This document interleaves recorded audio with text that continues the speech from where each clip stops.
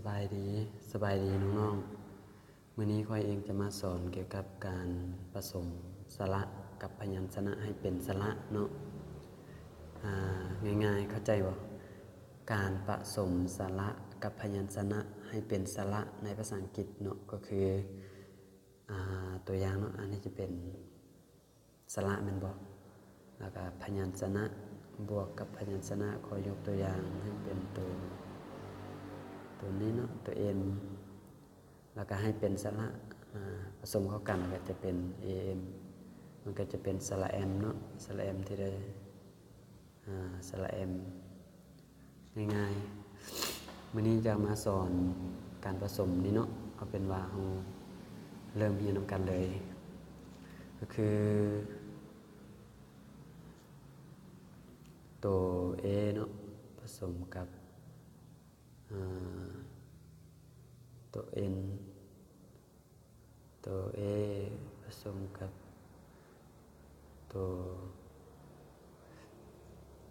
ว T กับตัว D ตัว A ผสมกับ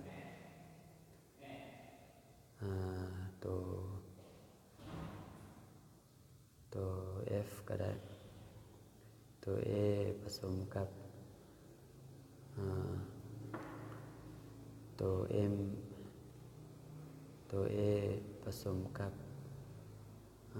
ตัว Y ตัว A ผสมกับ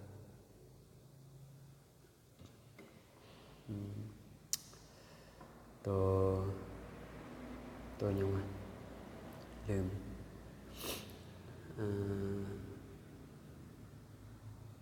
เอาตัวยังดีตัว A ผสมกับตัว P ตัว B เนาะตัว B เนาะได้เลยตัว B ตัว A ผสมกับตั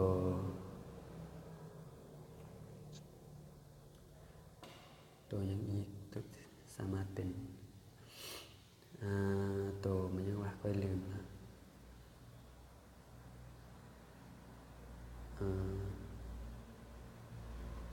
ตัว K เนาะตัว A ผสมกับตัว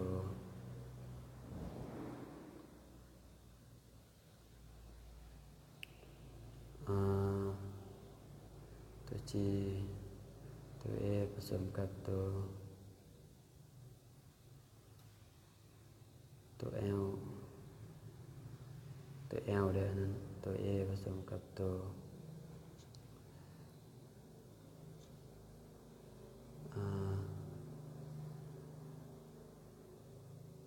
ผสมกับตัวมันยังอีกผสมกับตัวนี้ก็ได้ตัว W ตัว A ผสมกับตัว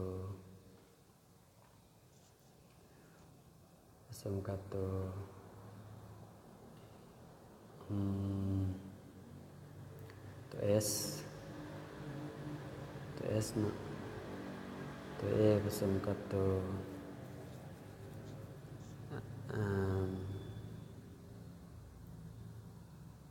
มันยังอีกตัว R ตัว R เนาะตัว A ผสมกับตัว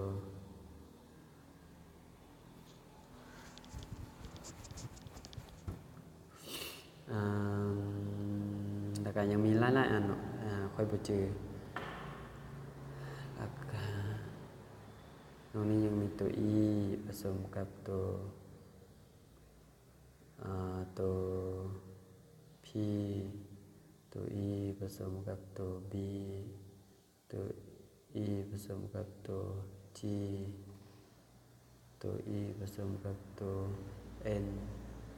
ตัว E ผสมกับตัว M ตัว E ผสมกับตัว D E ผสมกับตัว T E ผสมกับตัว F ตัว e ผสมกับตัว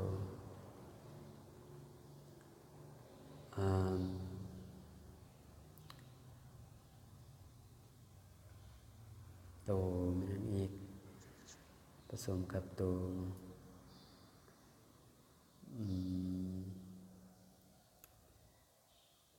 L เนาะแล้วก็ตัว e ผสมกับหลายๆตัวอีกที่ค่อยบ่จื้อต่อมาก็ตัว O ผสมกับตัวD ตัว O ผสมกับตัว Y ตัว O ผสมกับตัว R ตัว O ผสมกับตัว P ตัว O ผสมกับตัว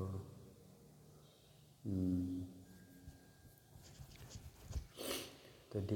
ตัว T ตัว O ผสมกับตัวตัว S แล้วก็ยังมีหลายๆตัวเนาะแล้วก็ตัว U ตัว U นี่ผสมกับตัว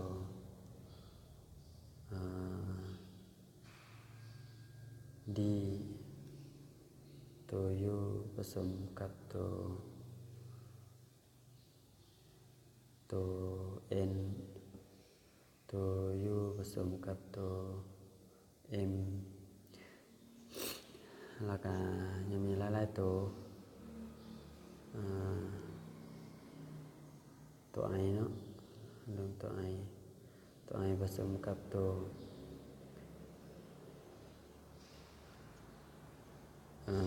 ก็เอาตัว T ก่อนตัว T ตัว I ผสมกับตัว S ตัว I ผสมกับตัว P โทษอะไรกับตัว P เนาะตัว I ผสมกับตัว K ตัว I ผสมกับตัว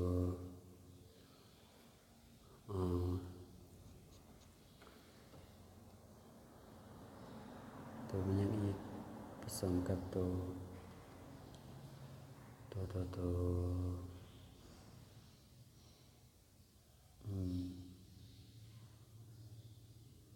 วยังดีว่ะก็คือสามารถผสมได้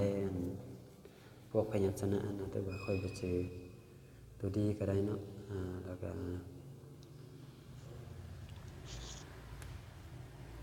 ขอทวนคืนกัน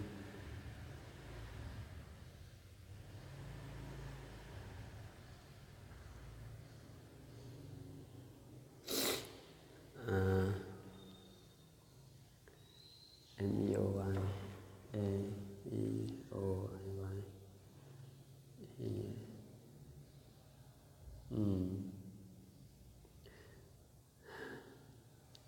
อันนี้ขอ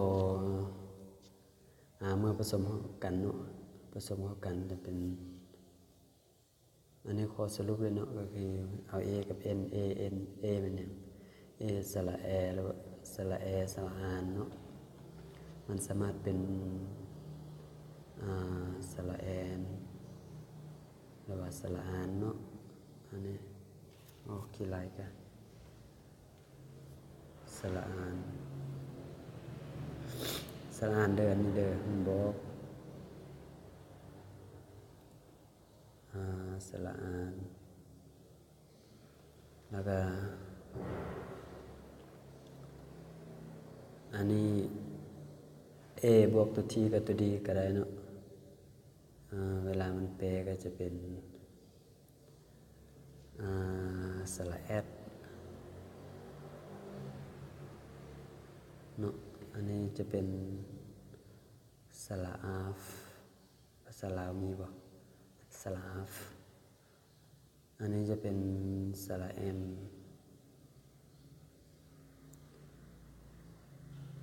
สระแอมหรือว่าสระอามเนาะ ได้2ตัวสระแอมสระอามอันนี้จะเป็นได้สระเอ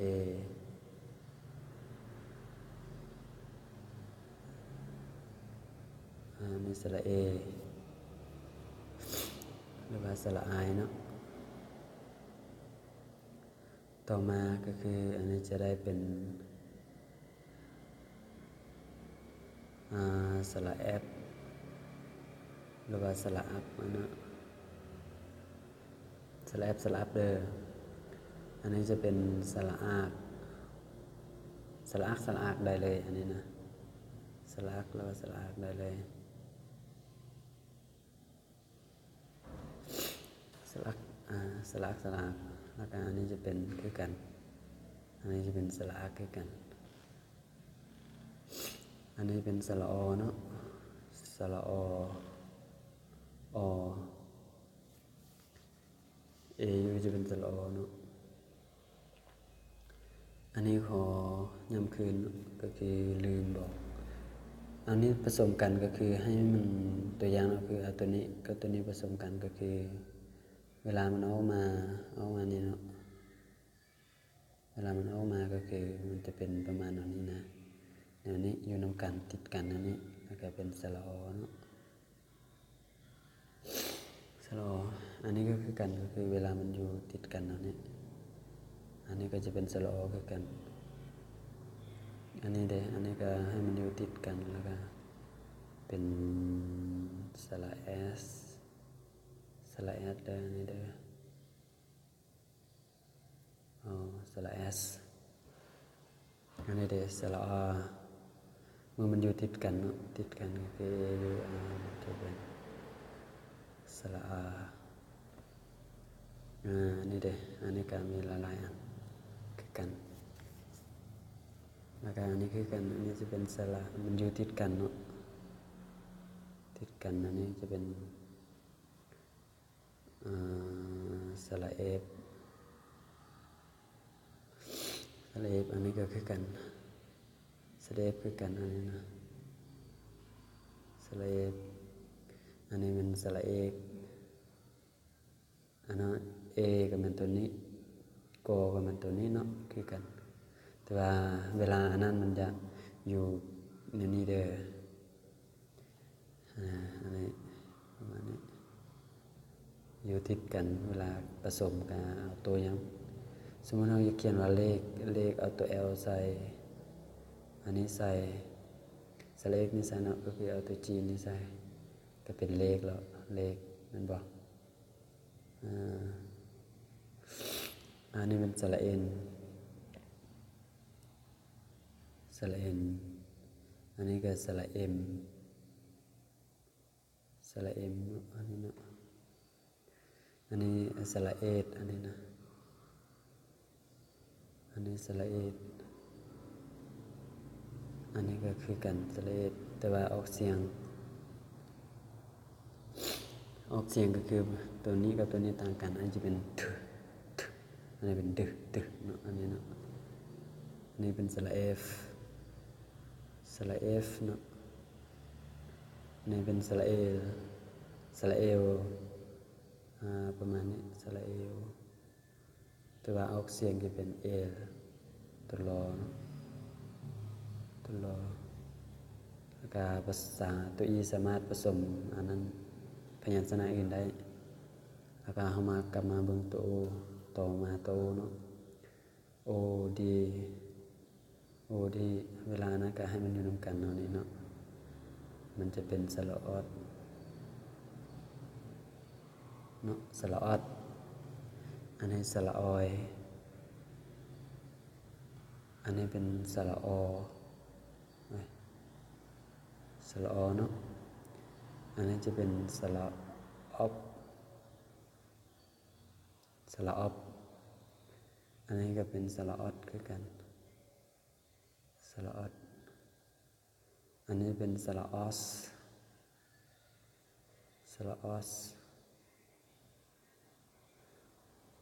โอสอเสือได้ออสแล้วก็ตัวโอสามารถผสมได้พยัญชนะอื่นๆอีกอันนี้ถ้าเข้าใจอยู่เทิงกับอยู่ลุมเข้าใจเนาะ กลับมาตัวนี้ตัวยูนี่จะเป็นสระอันนี้ไม่กันเนาะสระอัดอันนี้ดอเด็กดอสระอัดยูเป็นสระอุสระอัดสระอุดก็ได้เนาะอันนี้เนาะอันนี้คือกันอันนี้สระอันอันนี้สระอัมอันนี้สระอัมเด้ออันนี้นะสระอัมแล้วก็เอาตัวยูผสมกับตัวพยัญชนะอื่นๆก็ได้คือกันต่อมาเบิ่งตัวไอเนาะไอนี่ก็ไอก็แปลก็สระอิสระอีสระไอแล้วก็มาเบิ่งนี้อันนี้บวกกันมันจะเป็นสระอิอันนี้ตัวทอเนาะตัวทอตัวดี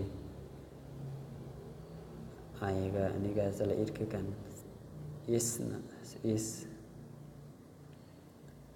เบิ่งไอนี่คือกันอันนี้ก็สระอิเด้ออันนี้ก็สระอิกอันนี้สระอิดอีกอันนี้เป็นอีเด้ก็ประมาณนี้เนาะวิธีการผสมพยัญชนะกับสระให้เป็นสระผสมสระกับพยัญชนะให้เป็นสระก็คืออันนี้เป็นพยัญสระแล้วพยัญชนะแล้วก็แปลกลายเป็นสระเนาะง่ายๆถ้าน้องใดที่ได้เบิ่งคลิปผ่านมาเข้าใจว่าอันนี้แปลลาวมันอย่างอันนี้แปลลาวมันอย่างเวลาผสมกันก็จะออกมาประมาณนี้เนาะเอาเป็นว่าขอจบคลิปเพียงแต่สำนี้ถ้าว่าบ่เข้าใจก็สามารถคอมเมนต์อยู่ใต้คลิปได้เดี๋ยวจะกลับมาตอบแล้วก็อย่าลืมกดติดตามช่องไปนำเพื่อว่าจะได้ติดตามชมคลิปแล้วก็ถ่ายเหียนนำกันเนาะสำหรับคลิปนี้ก็ขอจบเพียงแต่สำนี้พบกันใหม่ในคลิปต่อไปสำหรับคลิปนี้สบายดี